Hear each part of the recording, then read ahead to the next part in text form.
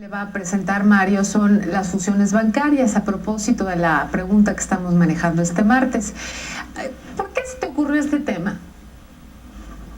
Mónica, es una situación bien interesante de la que incluso todavía no hay cosas muy esclarecidas. Hay un trasfondo sobre todo en cuanto a lo que ha sido el proceso de, llamaríamos, extranjerización de la banca de nuestro país a partir de aquella grave crisis que inició en 1994 y que, bueno, de alguna manera empezó a superar en 1998 cuando se permite la participación de los grupos financieros extranjeros en la banca nacional de gran cobertura. A pesar de la grave crisis que entonces iniciaba, México comenzó a sufrir el embate de grupos financieros transnacionales. Es hasta el gobierno del presidente Vicente Fox que se da el mayor ingreso de capitales foráneos, principalmente con la compra de Banamex y la fusión de Bancomer. Entre junio de 2001 y julio de 2002 se llevaron a cabo operaciones de fusión y compra de 19 bancos mexicanos por parte de extranjeros. En septiembre de ese año operaban en nuestro país más de 125 grupos financieros externos, 20% de Estados Unidos, 10% de España y 10% de Japón, para controlar entonces casi la mitad de los activos bancarios. Este hecho había y ha prendido algunos focos rojos que la autoridad defiende. ¿No es más soberano el país que menos inversión extranjera directa capta y más empobrecido se encuentra? La soberanía comienza por una adecuada satisfacción de las necesidades de la población en todos los órdenes materiales y espirituales. Pero hay quienes aseguran que no se trata de una cuestión de soberanía, sino de un desplazamiento que en poco podría ser total. Dentro de la Organización de Cooperación Económica de la OECD no se da ningún caso similar.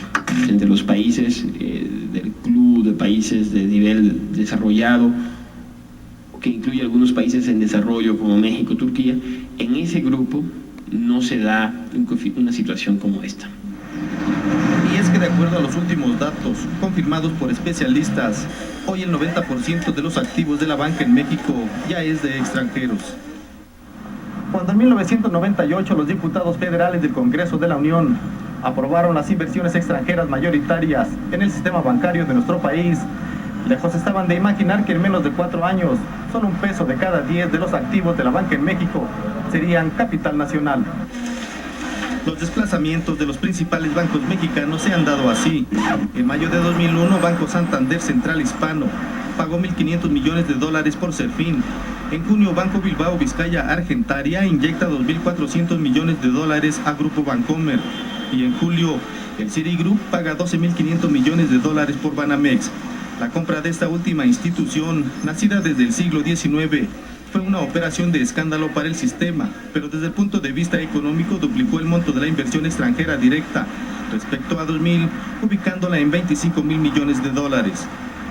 Así, luego de la crisis iniciada en diciembre del 94, es como llegaba en recapitalización y de nuevo crecimiento para los bancos en México, aunque en medio de opiniones encontradas sobre el futuro de los grupos financieros nacionales. De lo que se trata es de formar alianzas estratégicas, de que los gobiernos sean capaces de diseñar políticas públicas que permitan que las inversiones de las empresas transnacionales coadyuven al desarrollo nacional. Están constituidos en México y conforme a las leyes mexicanas. Así que la autoridad, ya sea el Banco de México o la Secretaría de Hacienda, siguen teniendo el mismo tipo de control que tuvieran si estos bancos fueran de propiedad nacionales. Pero en el extremo opuesto, donde están los trabajadores, los usuarios, los que dependen de la actividad bancaria nacional o extranjera, ahí está la preocupación. Y es que para recapitalizarse hay instituciones que además han vendido su cartera vencida a empresas extranjeras a las que se acusa de querer duplicar su inversión. Por esta causa se estima que 30,000 deudores podrían perder su patrimonio familiar. ¿Cuánto le han dicho que debe todavía? 185,000 pesos. Estamos hablando de que el crédito de 130 se fue a 260, sí. 270 más o menos. Exacto. Y en este exceso se denuncia que hay complicidad de autoridades judiciales. Es difícil enfrentar a los propios impartidores de justicia, quienes se han dedicado solamente a demostrar una parcialidad total en favor de Resolución Novo y en favor de Bancrecer. Recae un auto en donde la juez dice: ¿saben qué? Vamos a cambiarle la carátula. Y ahora ya no va a ser Bancrecer contra la señora Darely, sino ahora va a ser Cobranza Nacional de Carteras contra Darely, después de dictar sentencia. Y además, jurídicamente hablando, eso es imposible. Mientras los bancos, ahora extranjerizados, parecen tomar un segundo aire. Casi la mitad de los trabajadores del sector ya perdieron su empleo de 1991 a la fecha. Aunque la estabilidad momentánea a partir de las ventas y fusiones con grupos extranjeros, que ha permitido conservar al menos 110,000 plazas, parece que ha creado una alianza indisoluble.